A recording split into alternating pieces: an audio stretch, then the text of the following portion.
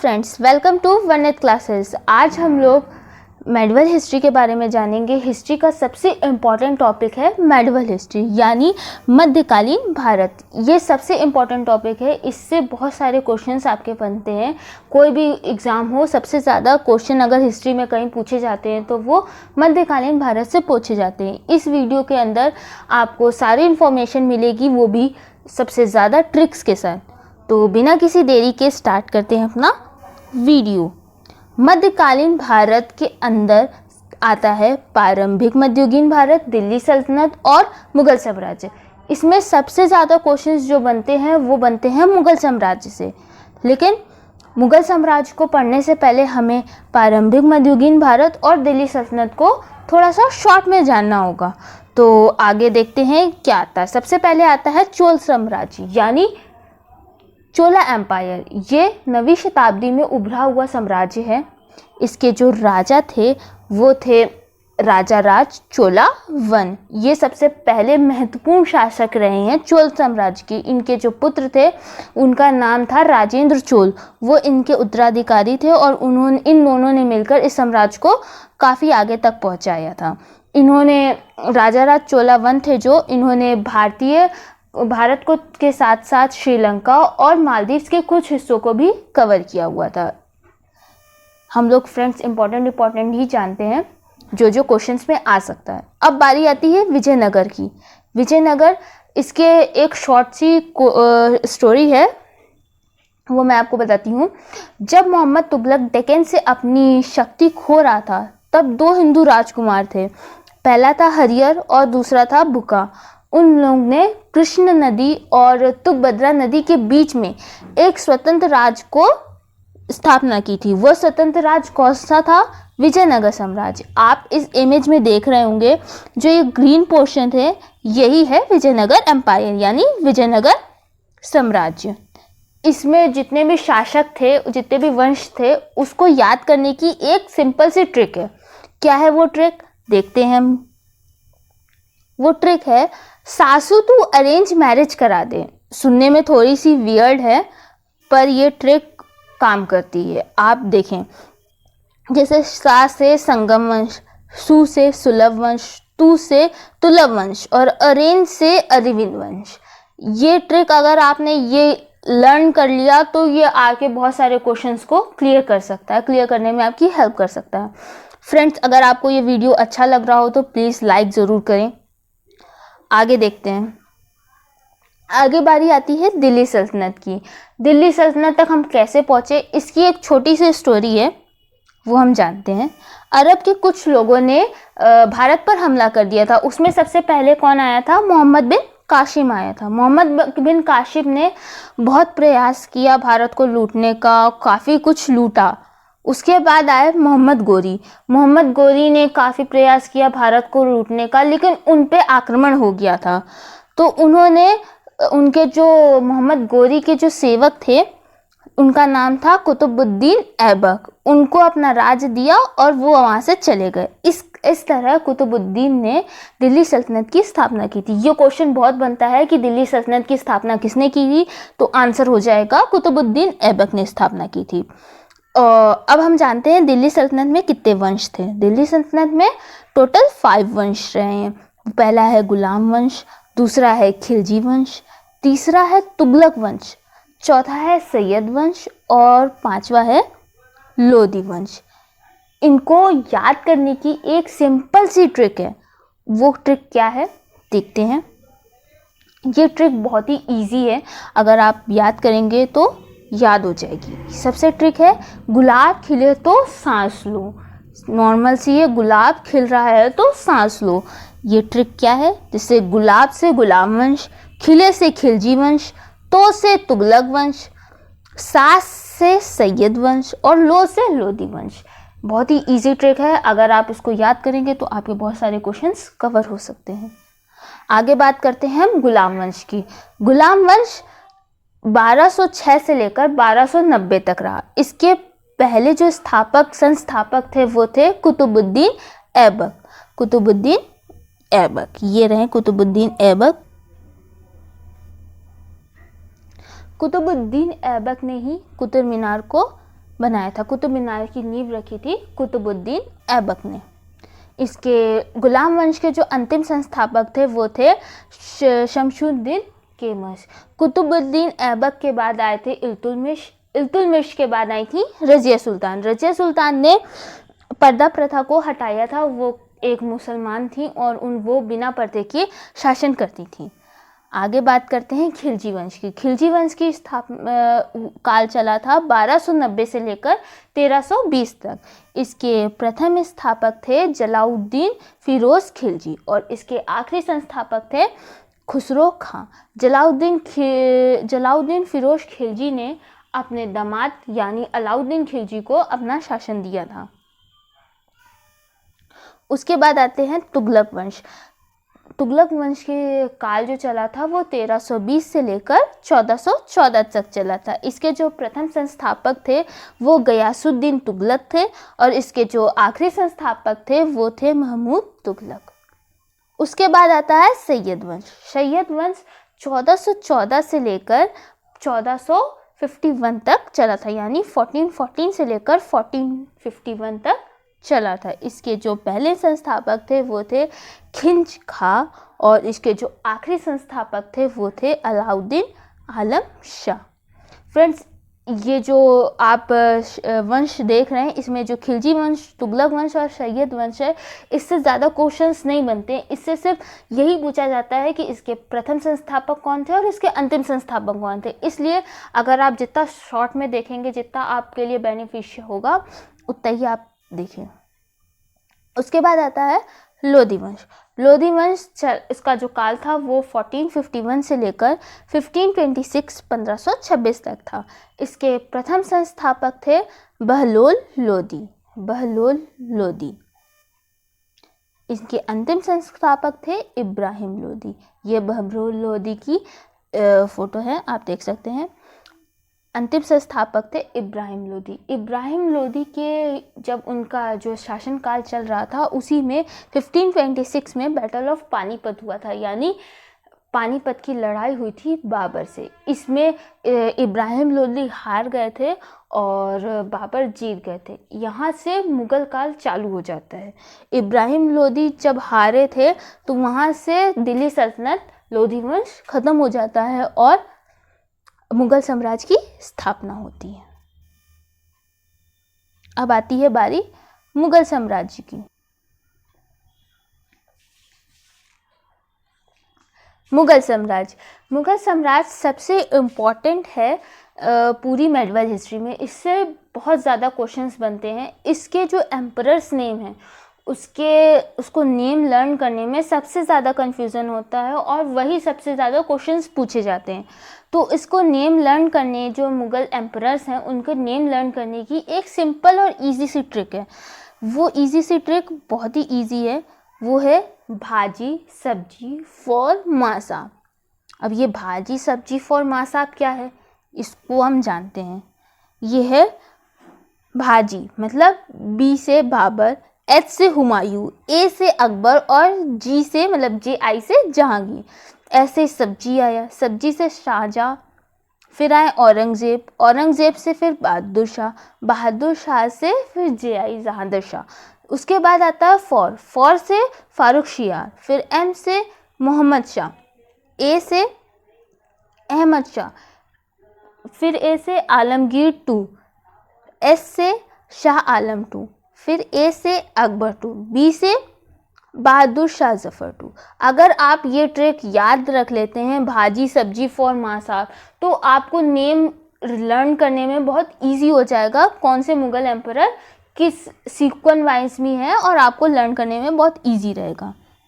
अब बात करते हैं हम बाबर की। बाबर का शासनकाल चला था 1526 से लेकर 1530 तक। 1530 तक आपने अभी जाना कि इब्राहिम लोदी और बाबर का युद्ध हुआ था। पानीपत की जो फर्स्ट बैटल हुई थी उसमें इब्राहिम लोदी हार गया था और बाबर जीत गया था। यहाँ से मुग़ल एम्पायर स्टार्ट होता है। सबसे पहले बाबर ने इनको हराया था, इब्राहिम लोदी को हराया था। इनकी जो बाबर हैं उनकी आत्मकथा का नाम था बाबरनामा। बाबर को गाजी की उपाधि दी गई थी। जब उन्होंने ये युद्ध लड़े थे तो उनको इस युद्ध से खुश होकर गाजी की उपाधि दी थी। बाबर बहुत दानवीर थे, उनकी दानवीरता के कारण उनको कलंदर की उपाधि भी दी गई थी, उनको कलंदर भी लोग कहते थे। 1530 में बीमारी के कारण उनकी मृत्यु हो गई थी। उनकी मृत्यु कहाँ पर हुई थी? आगरा में उनकी मृत्यु हुई थी।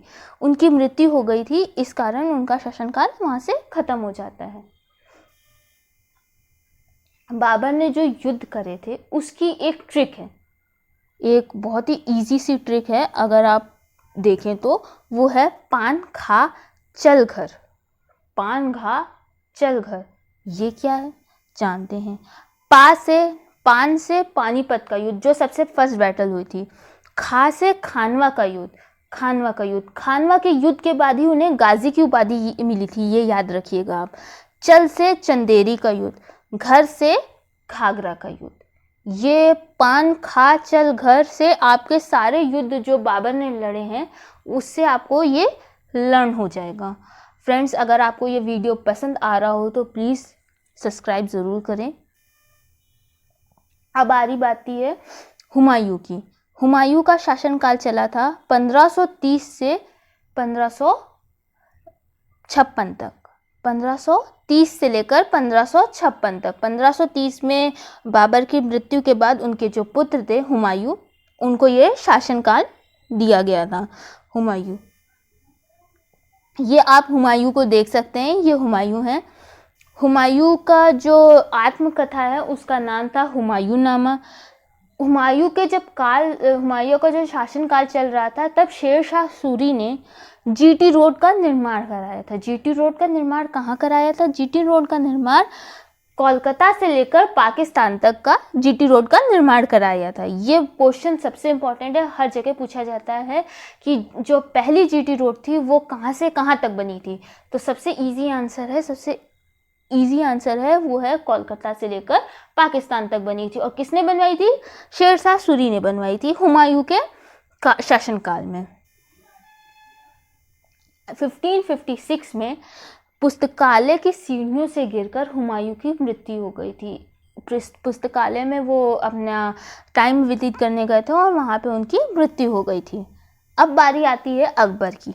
अकबर का शासनकाल चलता है 1556 से लेकर 1605 तक। मुगल एम्पायर में सबके बारे में जो सबसे ज़्यादा पूछा जाता है वो अकबर के बारे में सबसे ज़्यादा क्वेश्चंस पूछे जाते हैं। अकबर का जो पूरा नाम है वो है अबुल फजल अलाउद्दीन मोहम्मद अकबर। अकबर का जन्म 1542 में हुआ था। अकबर का जो शासनकाल था उसको लोग स्वर्ण काल भी बोले करते थे कि जो सबसे ज़्यादा जो मुगल एम्पायर में अभी तक बाबर और हुमायूं में जो शासनकाल था उसमें सबसे अच्छा शासनकाल अकबर का रहा है। अकबर ने सती प्रथा को भी रोकने का प्रयास किया। उन्होंने जिजिया टैक्स भी हटवाया था। जिजिया टैक्स वो होता है जो हिंदुओं से लिया जाता था जब वो कोई तीर्थ यात्रा करने जाते थे, तब उनसे वो टैक्स लिया जाता था। वो टैक्स भी इन्होंने हटवाया था अकबर ने इलाही संवत नाम का एक कैलेंडर भी लॉन्च किया था। अकबर ने बहुत सारी चीज़ें ऐसी की थी जो भारत के हित में हो। अकबर के लिए भी एक ट्रिक है। वो ट्रिक क्या है? जो अकबर के नवरत्न थे उनके लिए एक सबसे इजी ट्रिक है, वो है बैट MDH। ये बैट MDH क्या है? चलिए देखते हैं।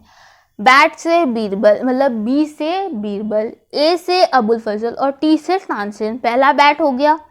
दूसरा बैट आता है बी से भगवान दास, ए से अब्दुल रहीम खाना, टी से आता है टोडरमल, एम से आता है मान सिंह और डी से आता है मुल्ला देव प्याजा और एच से था हाकिम हुकुम। जो मान सिंह थे वो इनके सेनापति भी थे और जो हाकिम हुकुम है वो अकबर के कुक भी थे, ये याद रखिएगा। अकबर के बाद आते हैं जहांगीर अकबर के पुत्र थे। उनको प्यार से लोग सलीम भी बोलते थे। अकबर का शासनकाल था जो वो 1605 से लेकर 1627 तक रहा था। 1605 से लेकर 1627 तक इनका शासनकाल रहा था। जहांगीर का शासनकाल चित्रकला का स्वर्ण काल कहलाता है। जहांगीर के शासनकाल में चित्रकारी बहुत अच्छी होती थी। जो आर्ट एंड क्राफ्ट का था वो सबसे ज़्यादा जहांगीर के काल में हुआ था। जहांगीर के जो गुरु थे उनका नाम था दिन मोहम्मद। जो जहांगीर की बेगम थी उनका नाम था नूरजहां। जहांगीर के बारे में इतना कुछ खास है नहीं, लेकिन उनकी एक ट्रिक है। जहांगीर के दरबार में कुछ अंग्रेज़ आए थे। वो अंग्रेज़ कौन से थे? वो ट्रिक है हॉट मसाज। ह से हॉकिंस, ट से टॉमस रॉ, एम से मारिक और सा से सादिक। ये पूछा जाता है सबसे पहले मुगल राज्य में जहांगीर के शासनकाल में सबसे पहला अंग्रेज कौन सा आया था। ये पूछा जाता है सबसे पहला अंग्रेज जहांगीर के शासनकाल में कौन सा आया था, तो वो था हॉकिंस। सबसे ज़्यादा क्वेश्चंस यही पूछे जाते हैं। फ्रेंड्स, हम आपको वही क्वेश्चंस बता रहे हैं जो ज़्यादा पूछे जाते हैं। अब बारी आती है शाहजहाँ की। शाहजहाँ का शासनकाल चला था 1627 से लेकर 1657 तक। जहांगीर के बेटे थे शाहजहाँ। ये शाहजहाँ की इमेज है, आप देख सकते होंगे। शाहजहाँ को खुर्रम भी बोलते थे। उनकी जो बेगम का नाम था मुमताज़। शाहजहाँ ने बहुत सारी चीज़ें बनवाई थी, जैसे दिल्ली का लाल किला, जामा मस्जिद और बहुत सारी चीज़ें बनाई थी, जैसे ताजमहल। इन सबको याद कैसे रखा जाए, इसकी भी एक ट्रिक है। बहुत सारी ट्रिक्स हैं, आप देखिए। वो ट्रिक है रे शाम मो जूता दे दो। ये रे शाम मो जूता दे दो क्या है? रे से रेशम बाग, शाह से शाहजहाँ बाग, म से मयूर सिंहासन, मो से मोती मस्जिद, जूता से जामा मस्जिद, दे से दीवाने आम और तो से दीवाने खास। ये सबसे इजी ट्रिक है कि जो शाहजहाँ ने बनवाया था उसको याद करने की। फ्रेंड्स, आपको अगर ये वीडियो अच्छा लग रहा हो तो प्लीज़ लाइक ज़रूर करें। आपकी एक लाइक से हमें बहुत मोटिवेशन मिलता है। अब बारी आती है औरंगज़ेब की।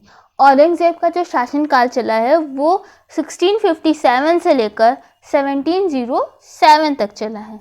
औरंगज़ेब का शासनकाल। औरंगज़ेब का आलमगीर भी कहा जाता है, आलमगीर भी कहा जाता है। पूरे मुग़ल साम्राज्य में जितने भी अभी तक आपने एम्परर्स पढ़े हैं, उस सब में से औरंगज़ेब एक ऐसे लौते इंसान है जिन्होंने सबसे ज़्यादा टैक्स वसूला था। पूरे मुग़ल साम्राज्य में सबसे ज़्यादा टैक्स किसने वसूला था? औरंगज़ेब ने। ये क्वेश्चन बहुत बनता है, सबसे ज़्यादा टैक्स वसूलने वाला मुग़ल एम्परर कौन था? वो था औरंगज़ेब।